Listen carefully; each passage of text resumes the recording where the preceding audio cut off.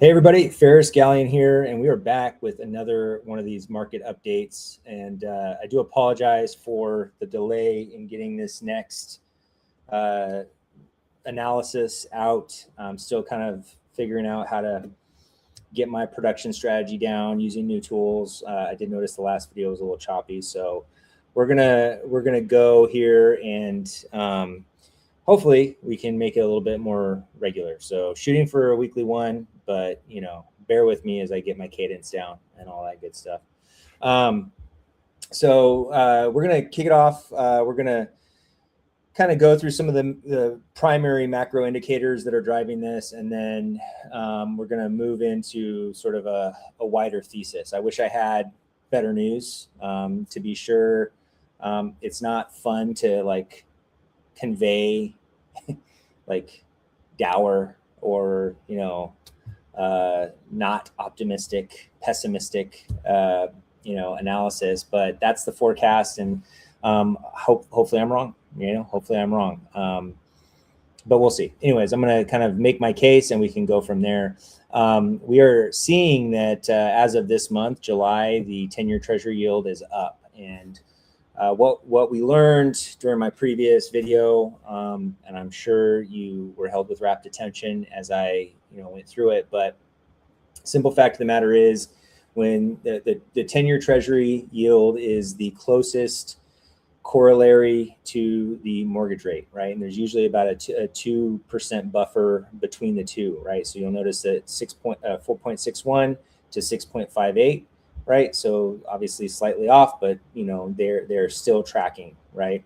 So it is good news that considering this, that the Fed chose to keep interest rates at the 3.75, and as we know, the federal funds rate or the federal interest rate does not mean the same thing as the 30-year mortgage rate, right? So, but we come down here, and again, this is the 10-year treasury yield and the 30-year fixed mortgage.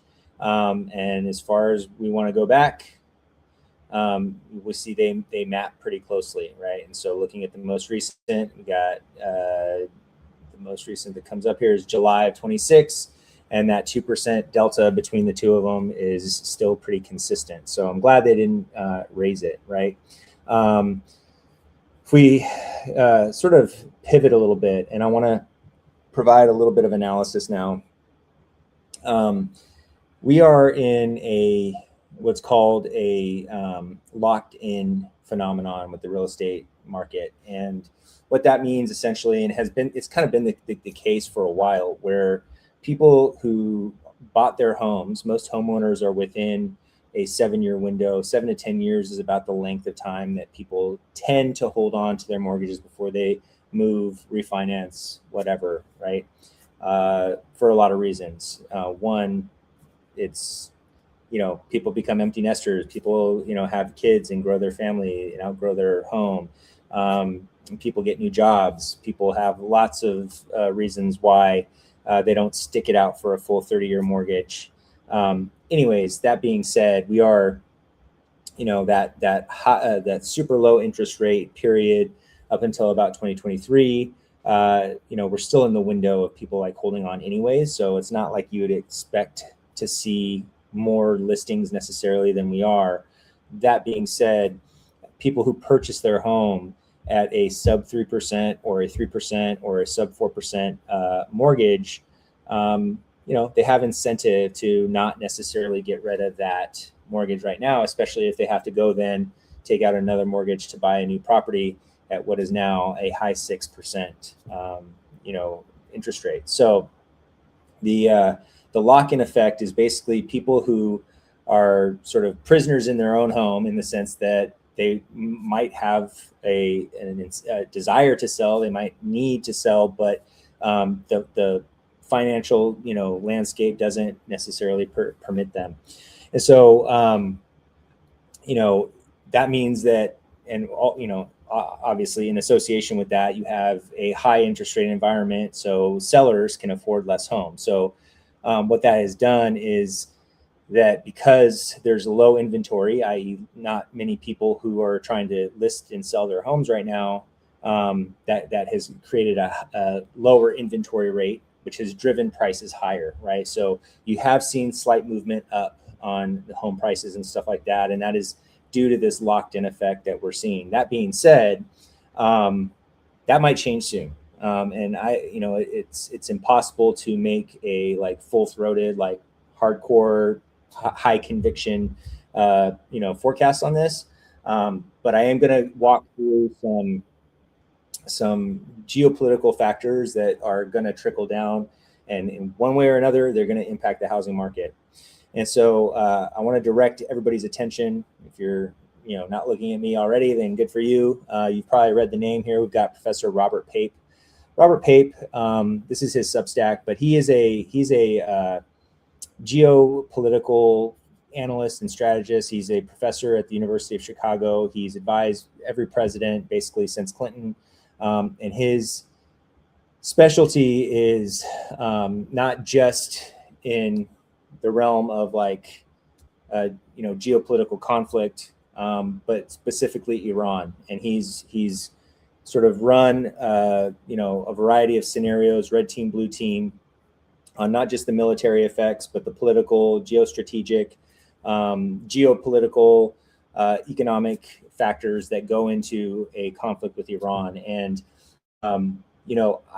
he's come up with the framework called the escalation trap. And the problem that he sees right now, and he's somebody who I would say is probably one of the leading voices on this. He was just on the Piers Morgan show with former General Wesley Clark and another former general, but where he was kind of going back and forth with them a little bit about what the strategic analysis was.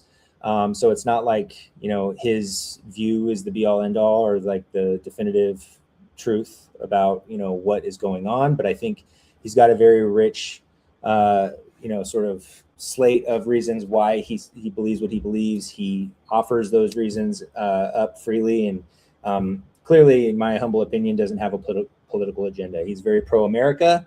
He wants to see American hegemony reign supreme and continue to be the leading global hegemon. So he's not an ideologue really in any way, shape, or form. All that preamble to say, of course, you see a headline like this, the end of the American empire. This is not him rooting for that, by the way. This is him sort of forecasting it based on people not taking his advice. And so you can look into him. I definitely recommend you subscribe to his Substack, that you seek him out on YouTube. He's done some really great interviews, not just on Piers Morgan, but also on a show called Diary of a CEO, which is a phenomenal show for like self-improvement and just increasing your awareness from credible sources. And the reason I'm directing your attention to Professor Robert Pape's Substack page to lead off this analysis is because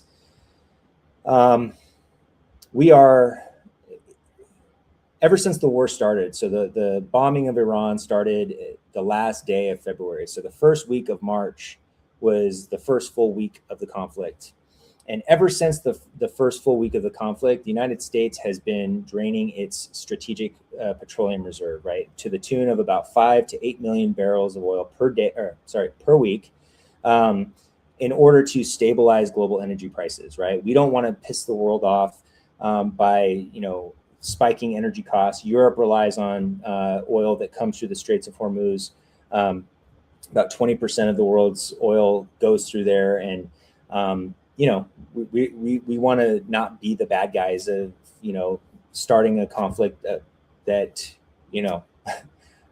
energy was freely flowing through the Straits of Hormuz before the conflict started. Now it's not, right? And now there's a geostrategic sort of new chessboard that we're dealing with that we weren't having to deal with before.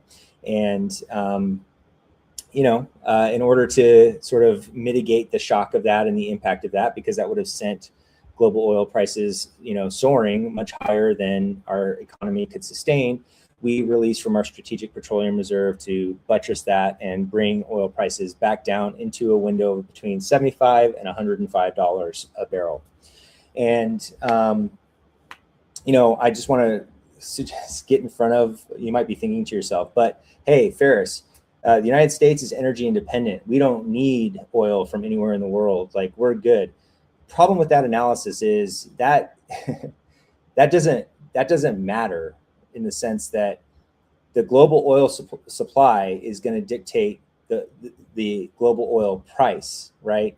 And if you're going to tell me that the United States uses our strategic petroleum reserve and our oil production to serve and keep prices low for Americans, well, that's just not what happens, right? What happens is prices will go up in favor of the corporations that are extracting, refining the oil, and so on and so forth. So it doesn't favor the common American person in any way, shape, or form for global oil prices to be a certain way. Not to mention, if Europe needs oil and they're not able to get it from sources in the Gulf because a wide variety of reasons, i.e. the Straits of Hormuz and the Bab el-Mandeb and Red Sea are kind of closed off right now, then they're going to want to buy oil. And if they can buy oil for a certain price from the United States, they'll buy it because they need it. And that is going to raise prices for us. So it betrays lacking understanding of economics, just basic economics, to say, oh, we are energy independent, we don't need it, it doesn't affect us. Well, it does affect us. It 100% affects us. And it's a very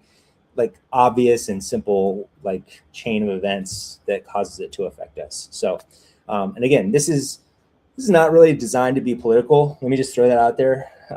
It's not my intention or interest to get political, right? I'm just trying to give you an economic read that is truly just based in facts and the logical chain of events that occurs when one geopolitical incident or phenomenon takes place over here. How does that ripple effect its way over to my neck of the woods, which is the housing market? And this is how, and these are just facts. So going back to Robert Pape, we are getting to a point now, we have the lowest levels of the strategic petroleum reserve that we've had ever since 1983. That's before I was born, so that's over 40 years. And it's at a level now that is a genuine threat to American national security.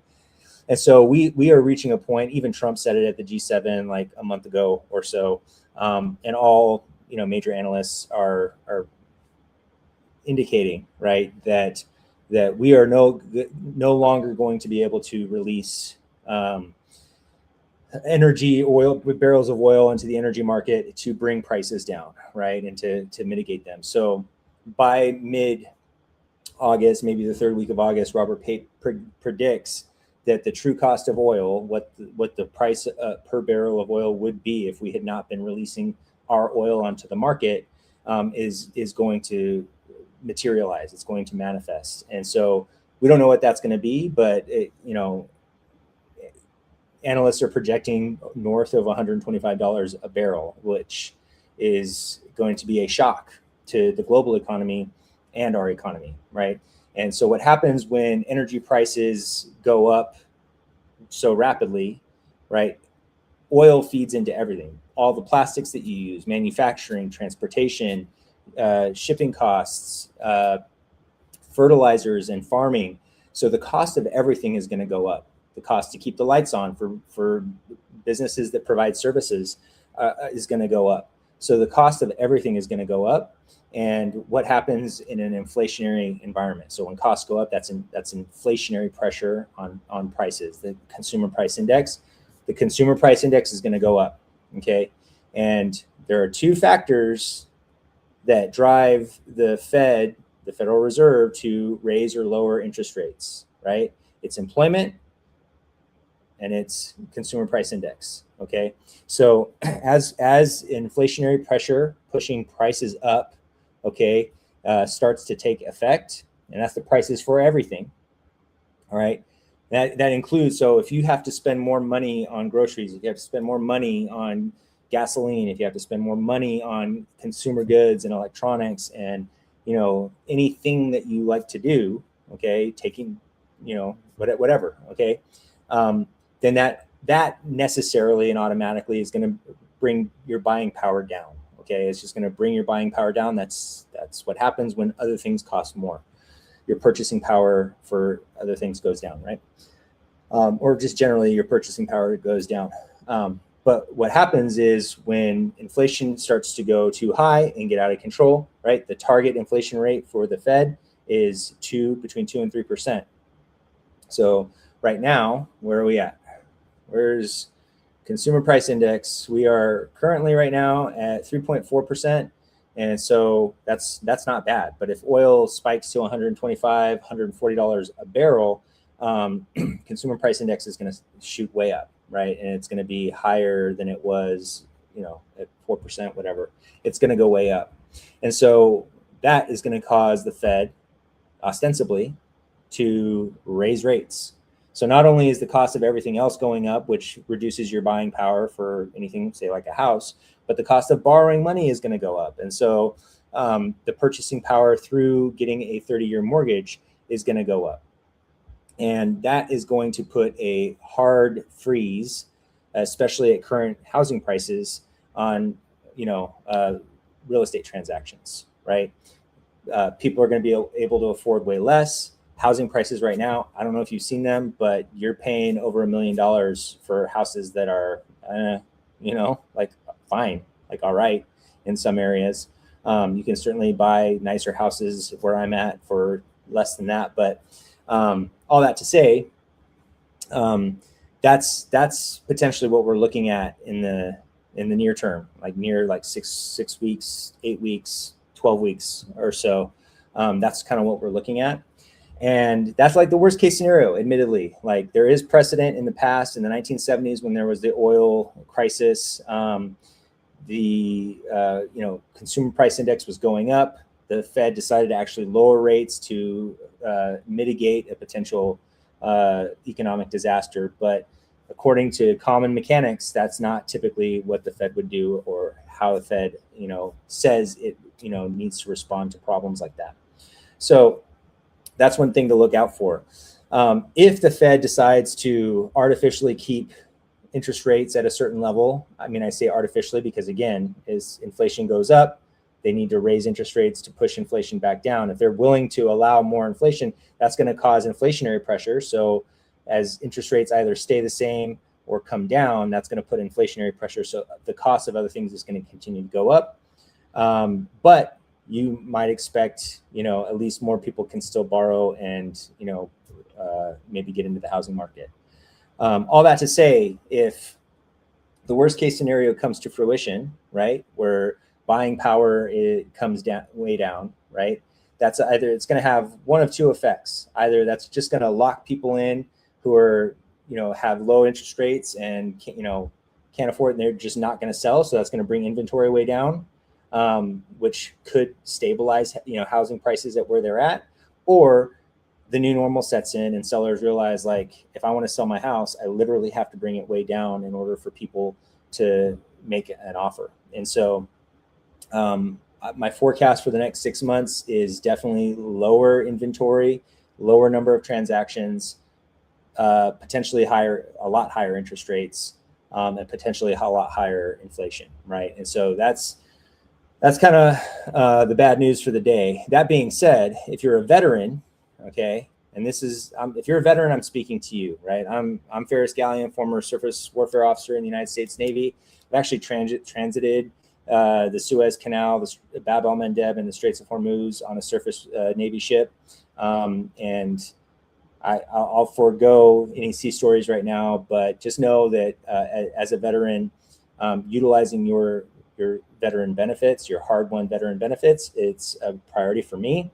And not only does the VA loan usually get you a much better interest rate? Well, I say much, but I mean, 30-year fixed mortgage rate for the VA loan right now is at about 5.99%, so under 6%, where that's almost, about 3/4 higher for non-veterans using the VA loan.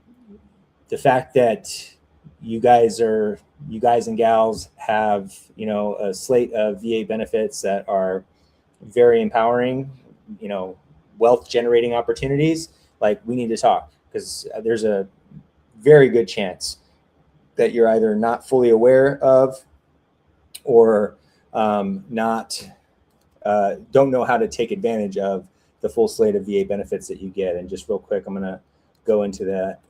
So this is my website, farsis.com, and I have a veterans military service portal here.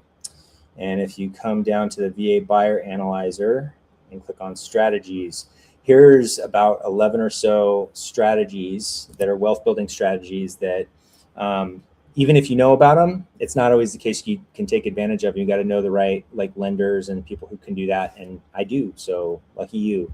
You know, while all this is going on, these high interest rate environments, etc., like, I actually have, there's a strategic conversation for you and I to have to, like, mitigate the effects of this and continue to thrive and build during this period. But getting back to task, right? So this is CNBC. Fed holds rates steady. This is as of today, earlier today. And what it means for credit card, savings account, blah, blah, blah, blah, blah, blah. Okay. I did want to point out that this article actually touches on exactly what I was saying earlier. So if you were, you know, getting politically charged, you know, what I was saying about my geopolitical analysis, like, again, economists don't look at, like, what political team you're on, right? That doesn't really matter. Here we see energy prices stemming from the Iran conflict may have lasting inflationary effects, which is likely contributed to the Fed's decision to leave rates on hold as policymakers wait to gauge the economic fallout, economists said. This dynamic could also lead policymakers to consider raising rates at their September meeting, even as President Donald Trump has said that the U.S. should have the lowest interest rate in the world. Well, again, I'm not going to comment on that last comment by Donald Trump. You know, the United States should be a lot of things, and it's not. And it's because of the leadership, political leadership on both sides of the aisle. That's my humble opinion. Fact of the matter is, everything that I just spent a lot of word vomits, you know, predicting and forecasting for you is summed up in this paragraph right here. Okay, so I would say that, you know, plan accordingly. If that means that you need to maybe speed up your plans to get the most bang for your buck in selling a house, now is probably the time to do it. If you anticipate having an empty nest, or, you know, having more kids in the next few months, right? Maybe now is the time to list. Anyways, all that to say, this is my forecast. This is my review and my analysis. You will always get an honest assessment from me, and you will always get a very robust analytical view, right? This is not emotional for me. I consider myself to be a real estate consultant and strategist. If you have life circumstances that are driving you to make real estate decisions, we can talk about that and map that out based on, you know, very robust analysis on, like, when the time to do it might be. No pressure to anybody, but, like, the time might be now to make some moves, even if it's a little bit before you might be ready. So anyways, all that to say, you know, keep your head on a swivel, pay attention to what's going on in the world. My recommendation to people is not to be overly consumed by the news and the headlines. I don't think it's, like, super healthy for, you know, psychological well-being.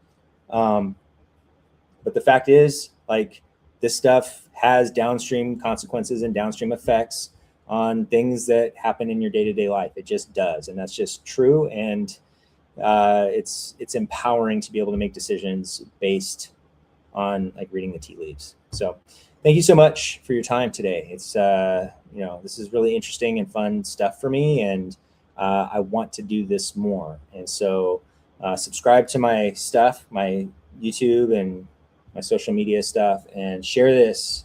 And if you know any veterans, this is the key. If you know any veterans, put them in touch with me, especially if they're looking to make any real estate decisions in the coming months, especially if they're doing so in California, especially if they're doing so near Beale Air Force Base. It's kind of my specialty. So, all right, that's it. Cheers.